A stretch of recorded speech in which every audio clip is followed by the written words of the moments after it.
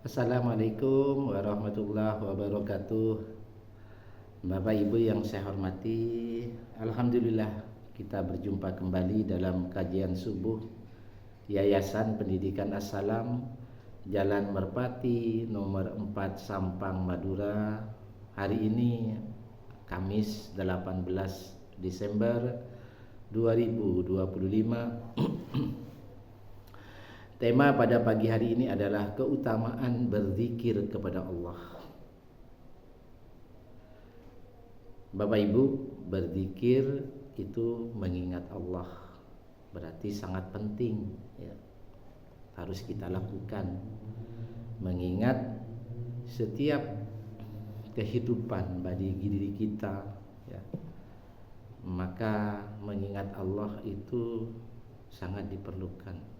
Karena apa? Kita yakin tanpa pertolongan Allah maka kita akan mengalami banyak hambatan dan kesulitan di dalam mengatasi beberapa masalah, bahkan banyak masalah.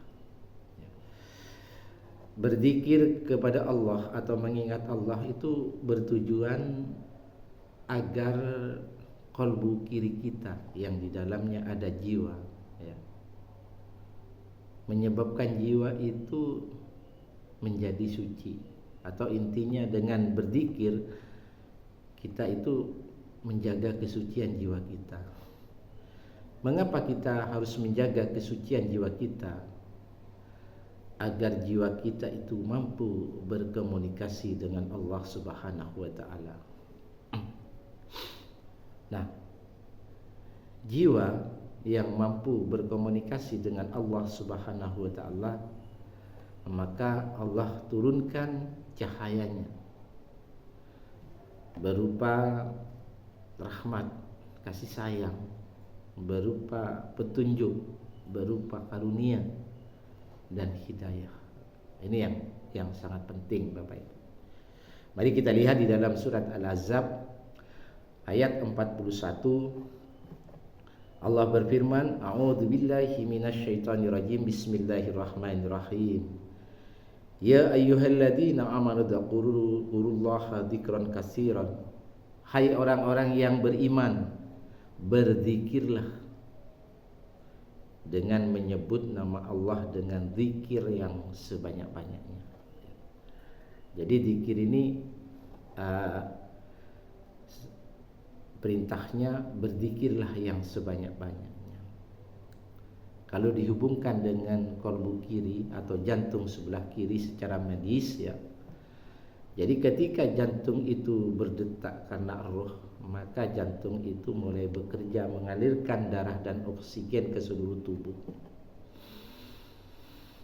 Terutama yang terpenting ke otak ya. Kemudian ke kalbu kanan, jantung kanan, kemudian ke sodr atau ke paru-paru. Di dalam pelajaran biologi kita kenal dengan apa istilahnya peredaran darah besar dan peredaran darah kecil. Nah, kalau dihubungkan dengan Al-Quran ya, maka berzikir ini maksudnya apa?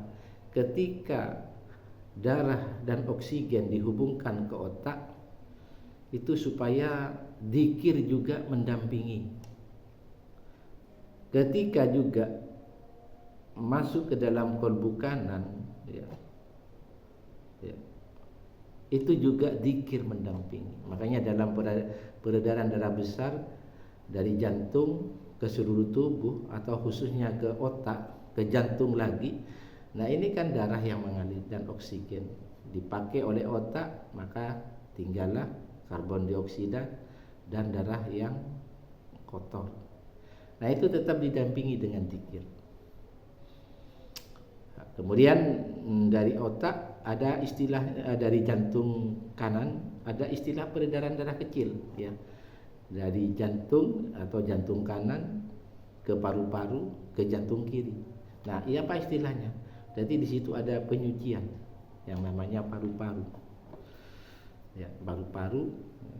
Nah, sehingga dari paru-paru itu darah yang tadi kotor, oksigen tadi yang sudah dipakai sehingga tersisa karbon dioksida itu diolah lagi oleh paru-paru, sehingga ketika dari jantung ke paru-paru menuju ke kolbu kiri, maka itu akan berubah menjadi darah bersih dan oksigen. Nah, proses rotasi ini harus didampingi dengan zikir kepada Allah. Nah, di situ secara medis dan secara Al-Quran itu penjelasannya seperti itu. Jadi sehingga orang-orang yang sering mengingat Allah, dipastikan orang itu adalah orang-orang yang selalu berada di jalan yang lurus. Kemudian Bapak Ibu, Allah mengingatkan juga di dalam surat Al-Kahfi surat 18 ayat 28 bahwa kita disuruh bersabar, ya. Bersabar bersama orang-orang yang menyeru kepada Tuhan, kepada Allah, dalam artian mengingat Allah. Dan kita dilarang untuk berpaling, ya, dari Allah hanya gara-gara mengharapkan mewahnya dunia, kemegahan dunia, perhiasan dunia. Dan Allah juga melarang kita, ya, untuk mengikuti orang-orang yang hati nuraninya atau kolbunya itu lalai daripada mengingat Allah. Dan Allah juga melarang kita agar kita jangan sampai mengikuti atau memperturutkan hawa nafsunya.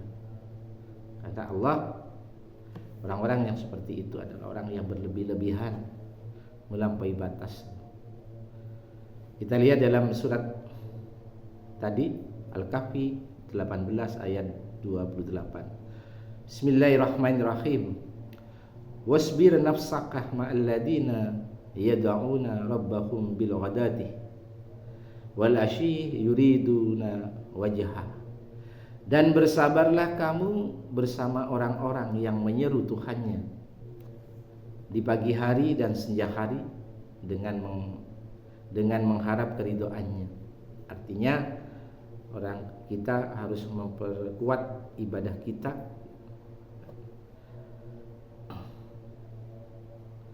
Kemudian wala ta'adu ainaka anhum, dan janganlah berpaling kedua mata dari mereka, ya. Turidu zinatal hayatad dunya, ya, karena mengharapkan perhiasan kehidupan dunia ini. Artinya kita disuruh jangan berpaling dari orang-orang yang selalu menyeru kepada Allah, karena hanya ditukar dengan kemewahan dunia, perhiasan dunia. Wala tuti man aghfalna qalbahu an dzikrina, dan janganlah kamu mengikuti orang-orang yang kolbunya atau hati nuraninya telah kami lalaikan dari mengingat kami. Wattaba'a hawahu, serta memperturutkan hawa nafsunya. Wa kana amruhu furuton, dan adalah keadaan itu melampaui batas. Jadi itu Bapak Ibu, berzikir sangat diperlukan untuk mengendalikan karakter yang sangat-sangat buruk itu, ya. Yaitu yang pertama, jangan sampai kita menukar menyeru kepada Allah dengan urusan dunia, megahnya dunia. Jangan mengikuti orang-orang yang kolbunya lalai daripada mengingat Allah. Jangan juga mengikuti hawa nafsunya. Ini yang dilarang oleh Allah. Bapak Ibu yang saya hormati, bagaimana contoh sederhana berzikir? Ya. Di dalam hadis riwayat Muslim, ya, ada zikir atau ucapan yang Allah sukai, ya. Apa ucapan itu? Itu yang kalau sering diucapkan Allah sangat suka. Yang pertama adalah Subhanallah, kemudian yang kedua Alhamdulillah, kemudian yang ketiga La ilaha illallah, kemudian yang keempat Allahu Akbar. Ini Ini salah satu dzikir yang Allah sukai ya. Makanya banyak-banyaklah kita mengingat Allah dalam keadaan lapang maupun sempit, dalam keadaan kaya maupun miskin, dalam keadaan kita menjadi masyarakat biasa atau menjadi pejabat. Dalam rangka apa?